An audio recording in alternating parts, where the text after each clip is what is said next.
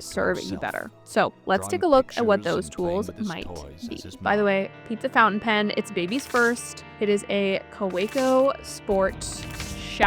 Major shouts out to Charlotte and Nicole from Yoseka Stationery who helped me pick it out. I'm really loving it so far. First up, the Humble Notebook. I always have at least 2 types of notebooks. First, a pocket notebook for capturing random thoughts, and a larger notebook for more complex thinking and brain dumps. And really, by talking about notebooks here, I'm actually talking about the essential role writing by hand has in memory retention. This is a new notebook. You guys may be familiar with this cover from when I had my Common Player in there, this notebook, which I used as a thinking book for a long time, but I now have a new one as I have filled that one up. You can see I'm doing my same old shenanigans plotting out fan fiction. But the point I want to make here is that when we physically form letters on paper, we activate multiple brain functions simultaneously.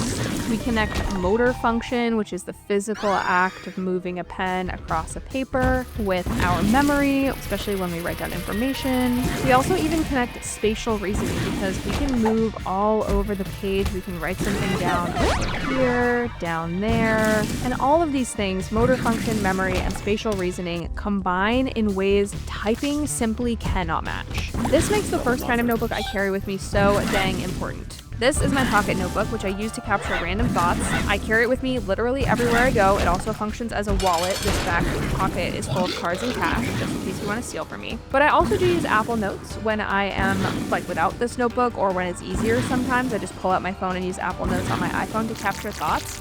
But I notice a real meaningful difference when I capture a thought in my physical notebook versus when I'm typing it out with my thumbs.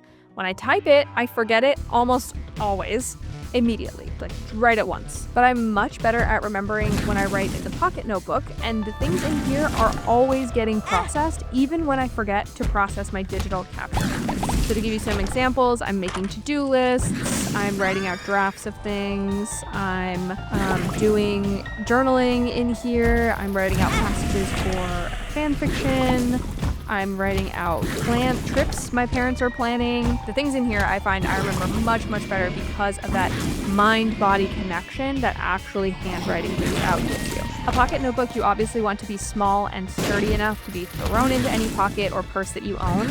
But a notebook for complex thinking is really where the magic happens. But before we talk about what I do with the rest of my notebooks, I want to jump in and talk about today's sponsor.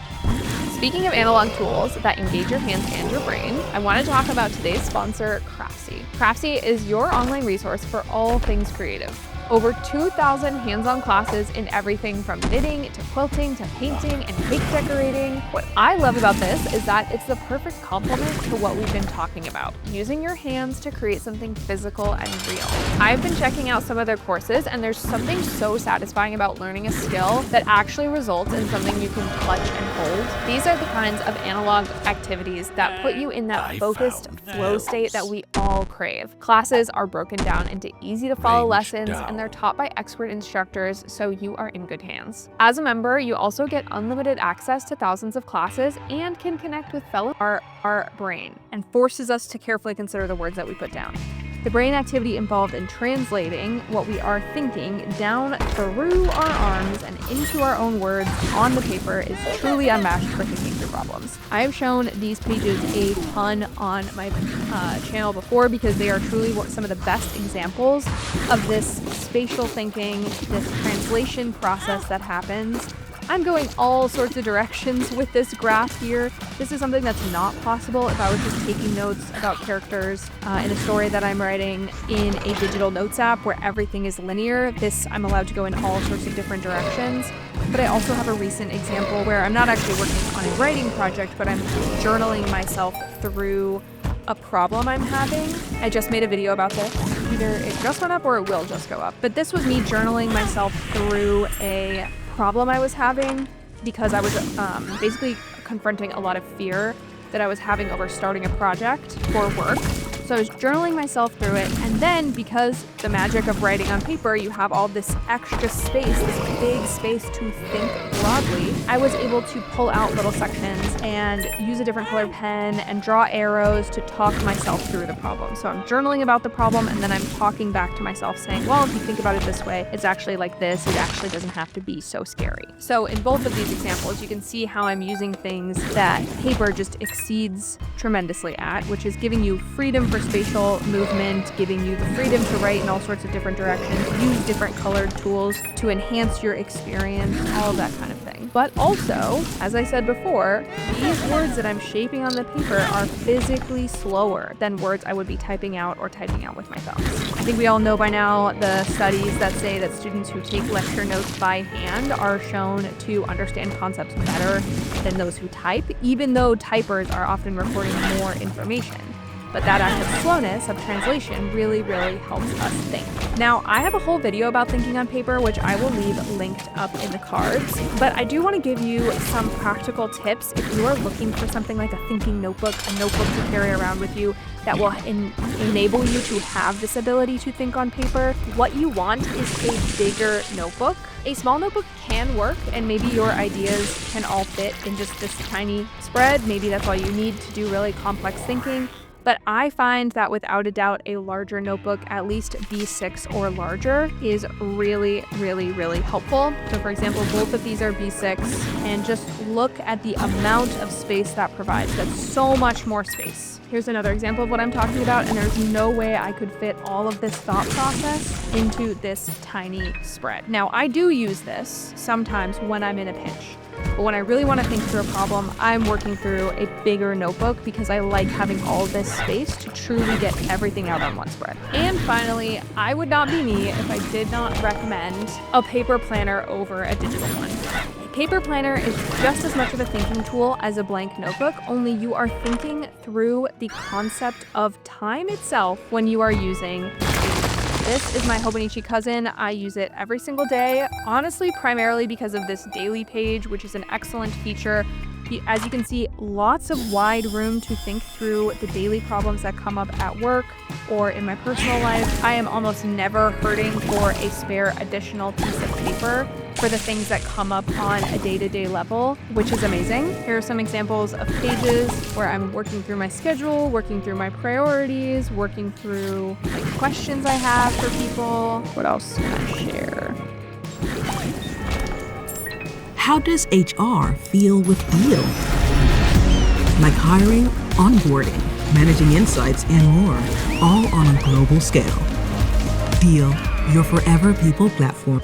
This is a page where what I really needed to do was document my thinking on a book that I was reading, and so I did that. But overall, what I'm doing here is I'm chronicling time, and I'm working through time. I also do this in my weeklies in a big way. I'm chronicling things I have to do on future dates before it happens. Honestly, my whole channel is basically planner content, so if you want more paper planner content, please head there. But I will say this. Digital calendars are really good for coordination. I definitely use them to the fullest when I'm recording my appointments or booking frequently changing meeting times, especially for work. My meetings change all the time. But when I am planning, as in planning and mapping out projects, here, I'll show you another example. This is my manager's notebook, another planner that I use for planning. Here is a month of video projects that I was planning out for my day job where I manage content creation for a university. I was mapping all this out on paper, and when I'm planning on paper, there's just something about mapping out my time on paper that gives me a different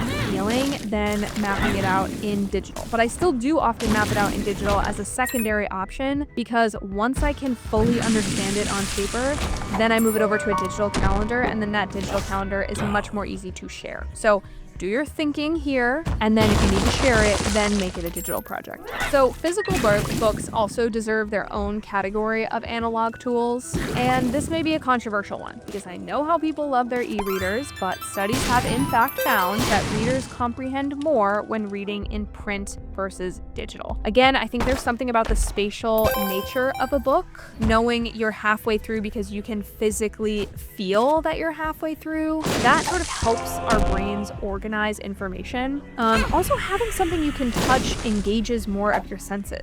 You know, this book has a feel. It's soft, it's bendy, it's old. I think this copy is from 72. So it's a really old and textured book. It has a feeling. The pages have a specific feeling when I'm turning them, when I'm moving through them. It also even has a smell, the way that old books have smells.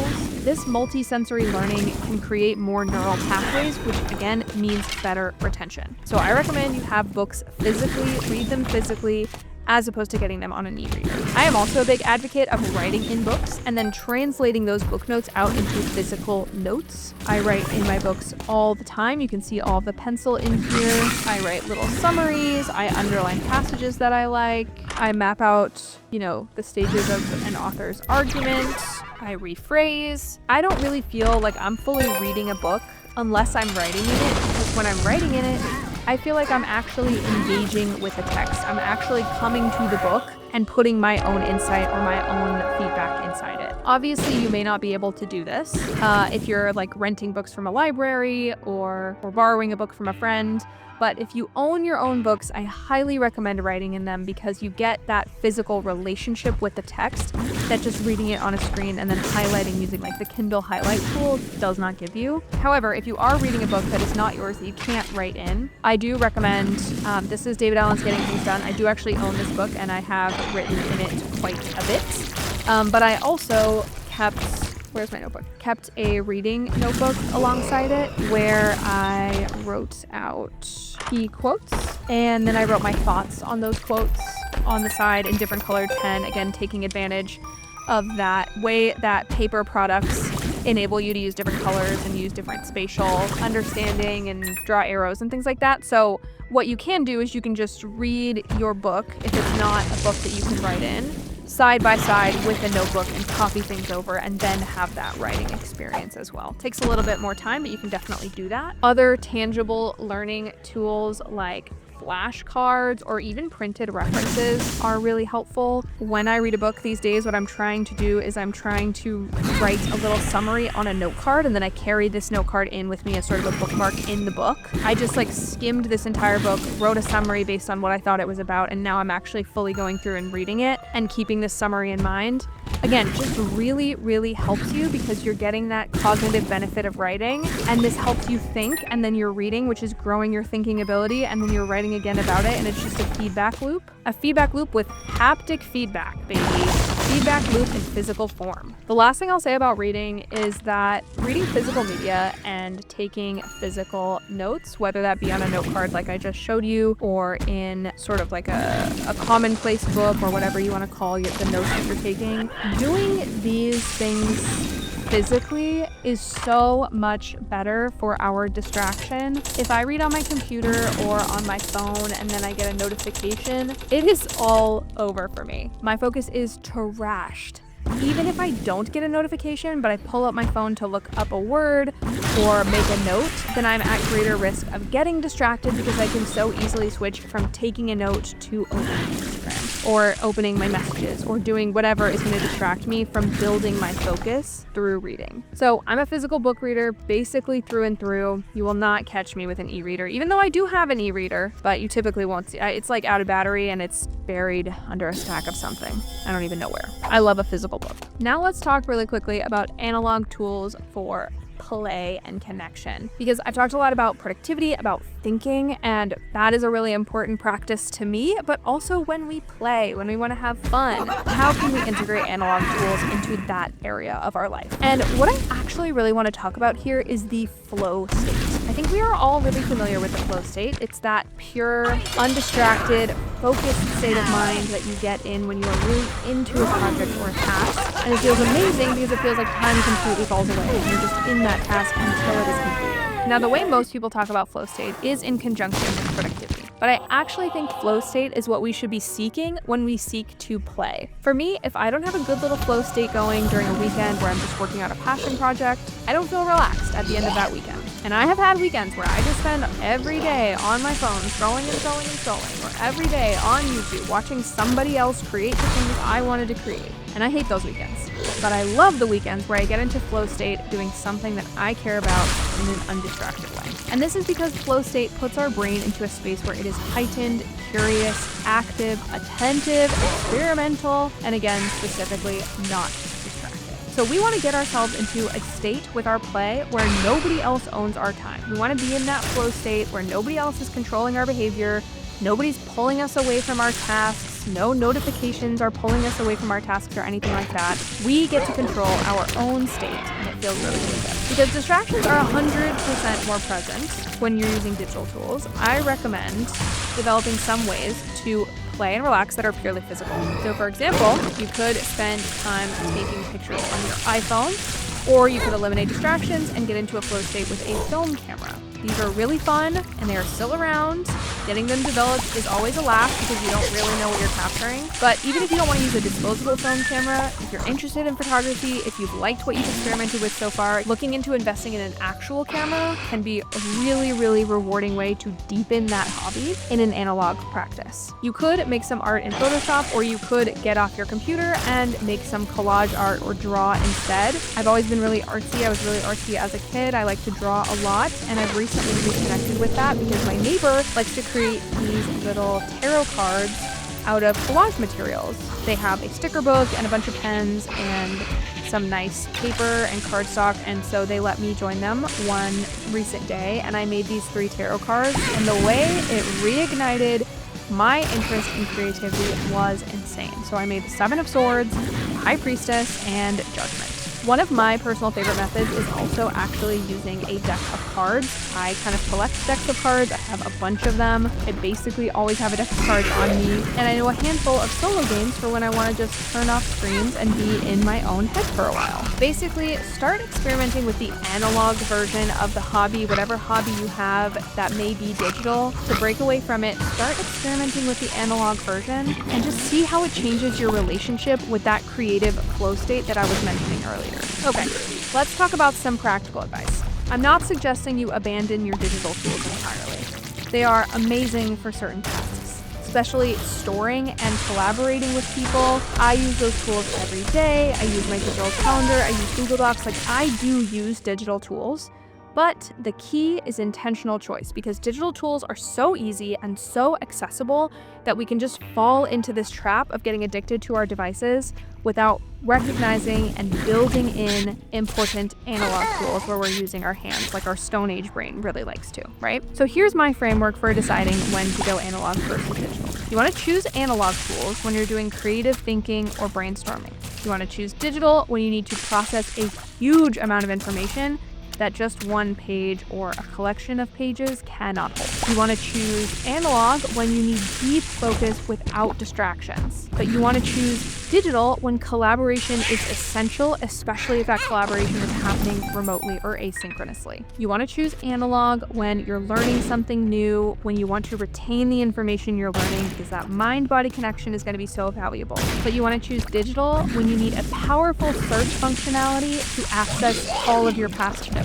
Search functions are unmatched on digital, I will say that for sure. However, you want to choose analog when you're trying to connect with others. And I'm talking about a form of analog experience that I didn't really cover in this video, like having coffee with a friend or actually getting lunch when you tell someone you're going to get lunch with them. You want to try to meet up in person because that, again, mind-body connection, seeing someone, getting their body language, that brings connection like nothing else. We are hardwired to prefer that type of connection. So choose analog when you want to connect with other people. However, you want to choose digital when you need to integrate with other systems. So specifically within a work or project framework, when you need to connect all of your systems together and you want to link between them in a really easy way that analog cannot do, choose digital. That's totally okay. Digital is also great when speed is the priority. When you want to move really, really fast on something, digital can accomplish that in a way that does sacrifice some memory retention and some of those things, but speed is really, really accessible to you when you're using digital. However, you want to choose analog when you want to reduce your screen time and reduce those distractions. Staying focused, connecting in a deeper level with your creativity or your thinking or your brainstorming,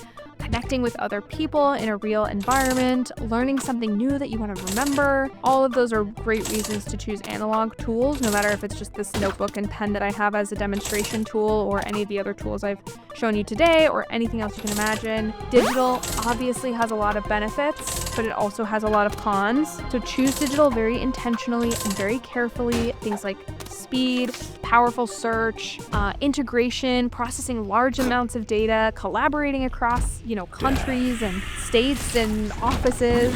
Digital is really helpful for you, but just remember those categories, okay? My personal philosophy has always been paper for thinking, digital for storage, because once I have my notes in a digital system, I'm able to search through them and connect them and link across notes and things like that. But when I'm writing on paper, that mind-body connection is just unmatched. There's nothing else like it. So I hope you can see how the most powerful approach is actually combining the two intentionally. For example, I brainstorm my video ideas in my notebook, outline them on paper, but then I often create a final script digitally for ease of editing and then sharing with my producer. So you can use both in the same workflow, in the same system, in the same life. We all live in a hybrid world. Like, there's no way we can get away from technology at this point. Not in a world where most concert venues don't even accept physical tickets anymore. But to make a hybrid approach work, establish regular practices that connects the components. Set a weekly appointment with yourself to transfer items between systems, tasks on your task manager, notes in your notes section, appointments in your calendar, whatever that looks like. And then make sure you are spending a good amount of time in play with your analog hobbies, in some sort of focus where you are getting out all of your thoughts on paper without digital distractions. Reading in a book so that you can more fulsomely engage with the text. Just try it. I promise it will not steer you wrong. So there you have it, a practical toolkit for bringing analog elements back into your digital life. Remember, this is not about rejecting technology. It's about using the right tool for the right job. Our brains evolved for physical interaction, and sometimes the best way forward is to step back into analog methods. By strategically incorporating analog tools into your life, you can enhance your thinking, reduce distraction, and create more meaningful relationships with your priorities. I would love to know which of these methods you might incorporate into your life, which ones you're already using. Let me know down in the comments below. If you liked this video, please also check out my video on how to think on paper right over here next to my head. Thanks so much for watching, for being subscribed, for being awesome. I love you so much, and I will see you in the next one. Bye. When I think about how I divide my time, it's very carefully.